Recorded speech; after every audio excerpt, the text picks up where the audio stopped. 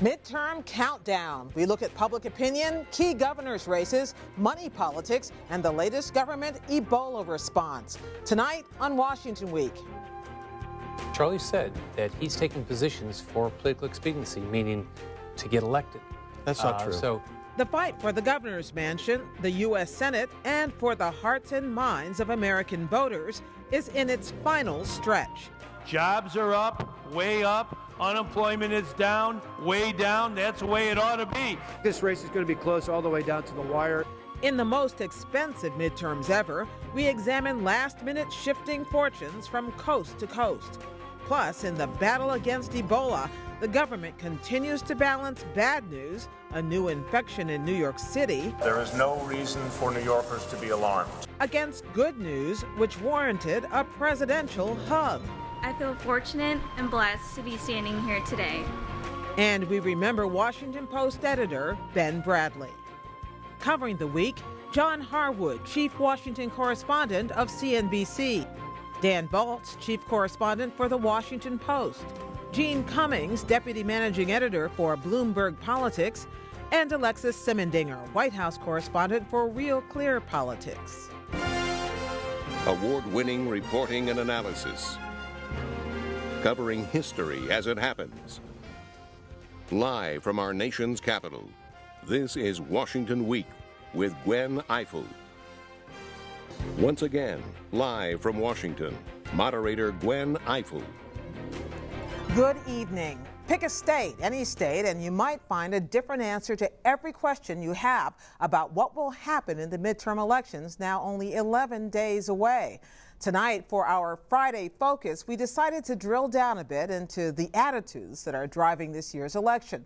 That'll either push voters to the polls or keep them at home. Contributing correspondent John Harwood is here to give us a sense of the perfect storm of crosscurrents that could decide a critical election year, starting with how voters see the economy. You know, Gwen, the economy is the ultimate fundamental. People talk about fundamental conditions. Some people thought for a while it was going to be health care this year, that Democrats were going to make that the linchpin of the election.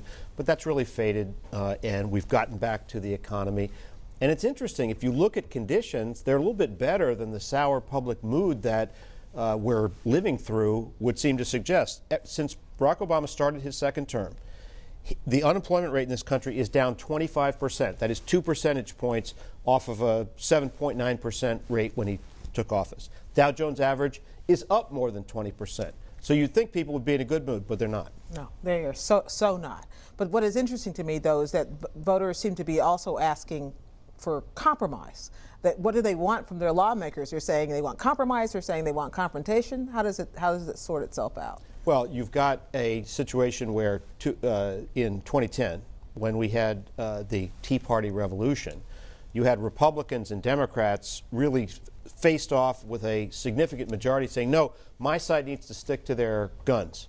Now you've seen a shift from a majority wanting people to stick to their positions to a majority saying, 50% saying, no, it's time to compromise and get things done. We saw that also in our NBC Wall Street Journal poll as the top issue, tied with jobs, was compromise.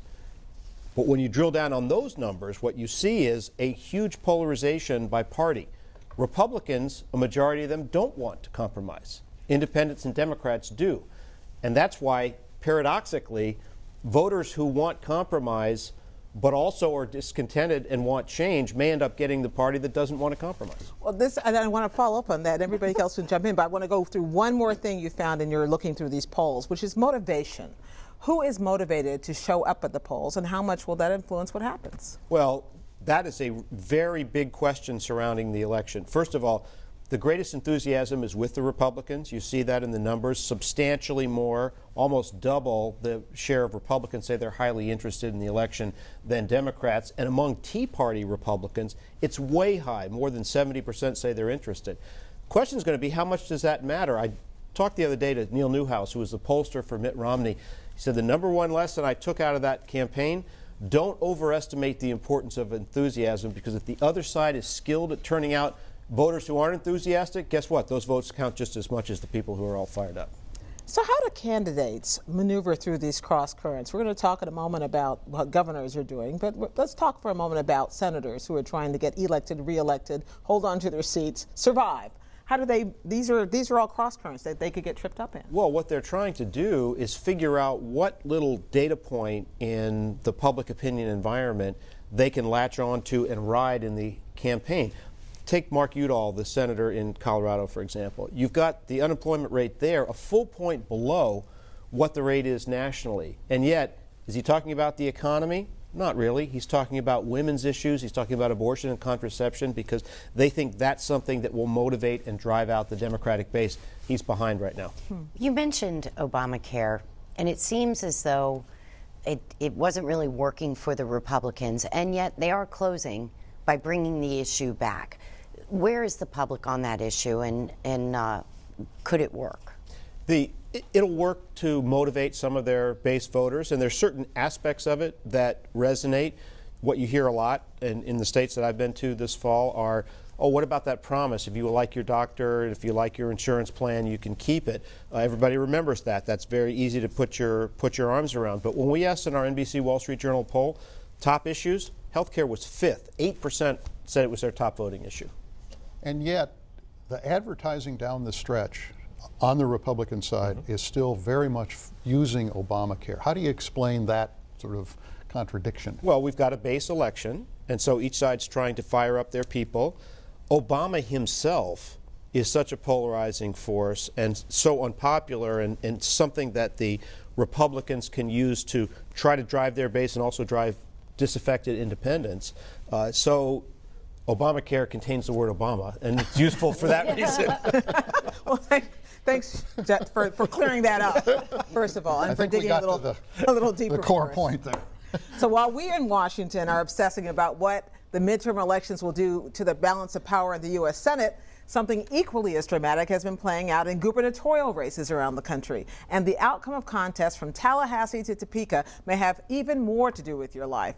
Dan's been out on the road and is here to explain why. How many competitive races are we talking about, Dan? Well, there are 36 states with gubernatorial races, and you could say about half actually are somewhat competitive, and the Charlie Cook Political Report at this point puts 11 of those races as pure toss-ups and another, the Republican-held seat, in jeopardy and leaning Democratic. The most interesting thing, though, Gwen, is the number of incumbent Republican and Democratic governors who are in trouble. I mean, normally what we see is it's open seats where you have the greatest competition. But there are probably 7 or 8 Republican incumbents who are in really tough races, and 3 Democrats who are in really tough races. You were in Colorado with John Hickenlooper, one of the tough Democrats. I was. I was there early in the week. Governor Hickenlooper won fairly easily 4 years ago. He had weak opposition, so he didn't have a huge number, but he won without any great trouble. He came in with a kind of a quirky personality that had worked for him very well in Denver when he was the mayor. He was kind of a pro-business centrist, not particularly partisan. Today he is in trouble in part because that style of leadership is now seen as ineffective or weak or wishy-washy. He's running against Bob Beaupre, the Republican. Bob Beaupre ran for governor in 2006 and lost badly. He's a former member of the House. He's come back this time. He's running a much better race. Hickenlooper and he are in almost a dead heat at this point. I think that the Democrats in Colorado that I talked to believe that Hickenlooper will be able to pull it out, but the Republicans still think they have a shot there. Dan, one thing that's interesting is that, as John pointed out in the case of the president, many of these governors have seen their economies improve, and yet they're still in a lot of trouble. So what's driving the different races? Jeanne, it's different in almost every state. The economy is an aspect of it, but take a state like Wisconsin. The economy is an issue there. Governor Walker, who won in 2010, is running against a businesswoman, Democrat Mary Burke. They have clashed a lot about whether he had fulfilled the promises on the economy that he made when he ran. But the real issue is Scott Walker and what he did when he first came into office, when he blew up the state over collective bargaining rights for public employees. You know, he survived the recall in 2012, but Republicans nationally are quite worried about whether he'll survive, and there's real stakes for him in that race because he wants to run for president in 2016. He's got to get through the next 11 days before he can do that. A leading Democrat in Wisconsin told me recently that that a lot of Democrats didn't know who she was. They just knew she was not Scott Walker. Yes. Dan, really quickly, I wanted to ask you about Governor Hickenlooper. You pointed out in something that you wrote that he prides himself on not responding in kind to attack ads, and yet he's being attacked for being sort of weak and maybe wishy-washy. How is that really going to work out for him? Because he predicted that this will accrue to his benefit. I have talked to him a couple of times about this, most recently when I was out there. I got him on the phone, and he said, I said, do you have any regret about this? He said, I do not. He said, negative ads are going to kill democracy. Now, we should stipulate that he hasn't stopped any of his allies from running negative ads against both parties, but nonetheless, he hasn't run any. I said, do you have any regret about that? He said, no. He said, I think that may be one of the reasons I will win, because there's so much negativity out there. This allows me to stand apart. Dan, Pat Roberts, the senator in Kansas, is coming back in that race. Is Sam Brownback coming back, the governor? Perhaps not enough. I was there for a day and a half, and if you look at that race, this is a conservative governor in a conservative state who may end up proving the limits of how much you can go too far. You can go. I think he's in genuine trouble. I talked to some national Republicans who say that the problem, on the one hand, his path is simple. He just needs to get Republican votes because it's an overwhelmingly Republican state. But at this point, he's not doing that. And they're not sure, given everything that has happened up to now, that he's going to be able to get enough Republican votes to survive. What about Florida? Go ahead. Go ahead. Sneak it in. I just love Florida, where they're bound to elect someone that the majority of the people don't like. They both have higher unfavorables and favorables. As they say, it's the risk we take in democracy. You have the governor, Rick Scott, who is a Republican, anything but a politician, not a natural politician.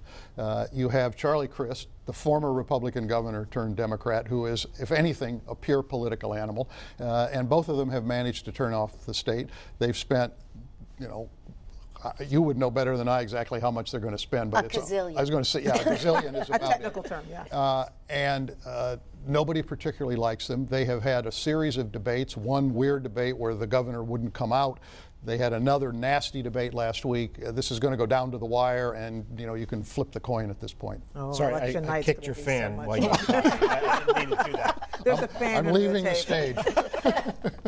Another way to keep track of where the campaign has been and where it's going is to, and I hate to say it, follow the money. The Center for Responsive Politics reports today that $4 billion is being spent on these congressional elections, the most ever, including in the 2012 presidential year. It's a sign that although voters may just be waking up to all this, invested activists on all sides have been spending freely for quite a while. So where's the money coming from and where is it going, Jeanne? Well, much of the phenomenon this year is twofold.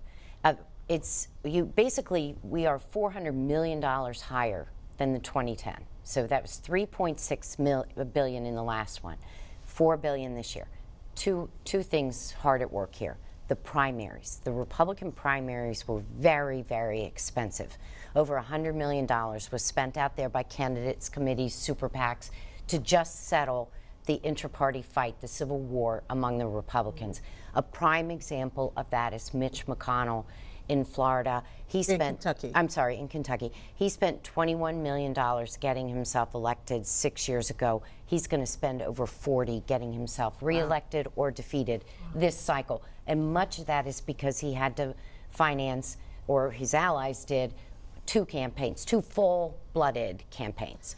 And isn't there a lot of money we don't even know about? Oh, there's tons. That's just the money we're talking about. Yeah. There's dark money. There is dark money. Now, the dark money is not as big in this midterm as it was in the presidential. There's still plenty of it out there.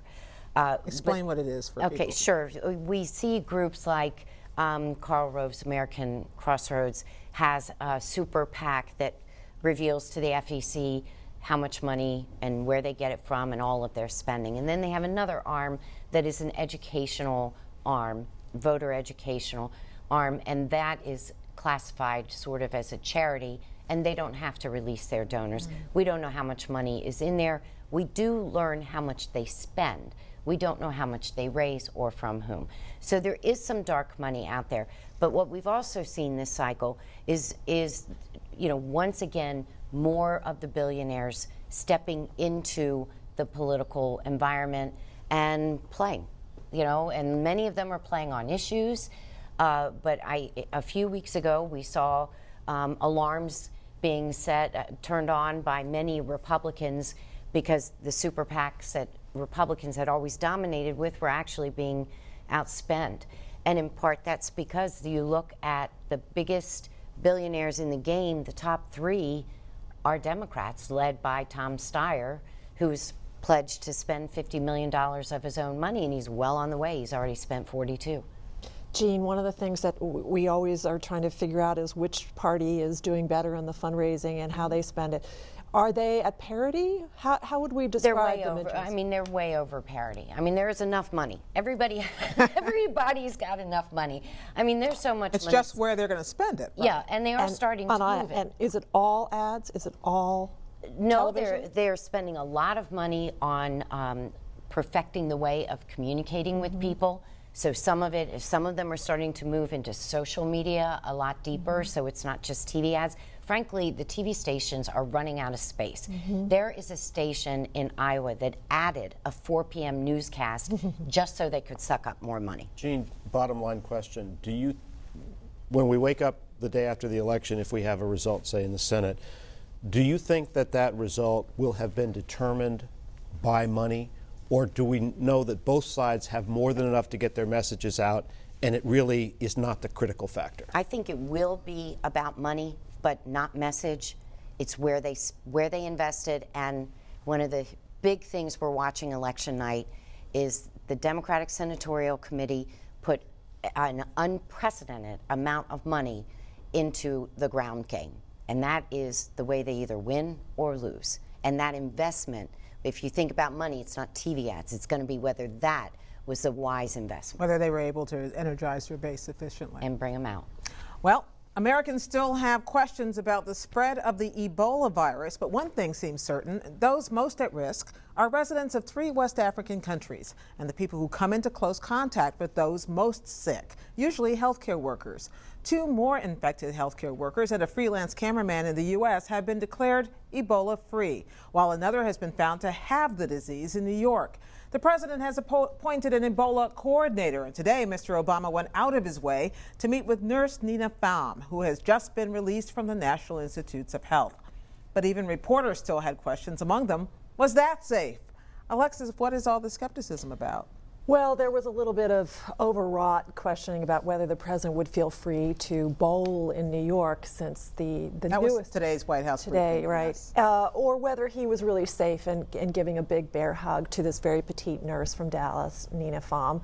And what we saw was a lot of optics, and the president's desire was to be very reassuring, to show that this is a very hard disease or virus to contract, and in this particular case, Nina Pham is Ebola-free, and in fact is going home to Dallas. So we saw that in New York as well. There's a new case, Dr. Craig Spencer, as we know, who is now at Bellevue Hospital. The mayor of New York, Bill de Blasio, was seen riding on the subway because this particular doctor who has now come back from West Africa, from Guinea, and has the virus. So does this mean that government has decided that just saying you can't catch it, you are at low risk is not working? So they're demonstrating through, sending out Dr. Fauci wearing a lab coat and appointing an Ebola coordinator, that it's safe. I think your point is really a good one, and I would have said yes, but now there's another wrinkle, and that is by tonight, the governor of New York and the governor of New Jersey, a Democrat and Republican, sat down together and initiated their own state-based quarantine protocol for healthcare workers coming back from these 3 Ebola afflicted countries through New York and New Jersey. This was hours after they were trying to reassure and tamp down the concern about Ebola spreading in their states or in New York City. And they decided to ignore the CDC protocol and say we can do our own thing and we can quarantine these healthcare workers for 21 days. Now the government, the federal government, President Obama and his new coordinator, Ron Klain, are juggling yet another jurisdictional wrinkle as of tonight, and that is whether the federal government will follow the lead of these two states. Do the people at the White House at the end of this week feel as though they have gotten this not totally under control, but feel better about where things are than they did a week ago? They absolutely, from the president all through the staff, really sighed some relief this week that it had ended up, they thought, better than at the beginning. Although the good news about two nurses being cured or obviously being released was somewhat mitigated by the doctor coming back who has it in New York City. But the president has tried to argue very assertively that every day, in every way, the federal government is trying to organize and manage better.